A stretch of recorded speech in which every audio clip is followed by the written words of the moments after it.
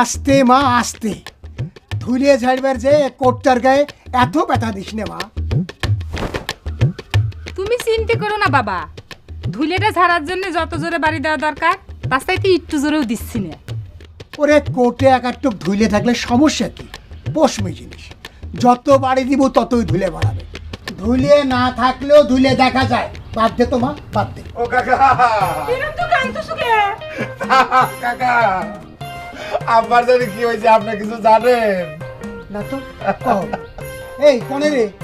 কাল বিকাল বেলা আমার ভালো আব্বা হাঁটতে ফিরলো, রাত্রির বেলা খায় দেয় ঘুমাইলো, ভোরবেলা ফজরের নামাজ শেষ করে রাস্তার ভিতর দাঁড়িয়ে কি যেন খুঁজতেছে আর খালি হাই হাই করতেছে। এই কিছু কয় না?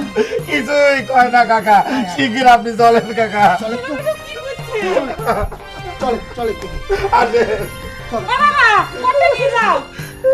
হ্যাঁ, গায়ে দিয়েছে এখানে ধুলে ভরে, আর তুই ধুলে যারা নাম করে ওই খুঁটির গায়ে পাইন দিয়ে বাড়ি দৌড় মারকে মরি।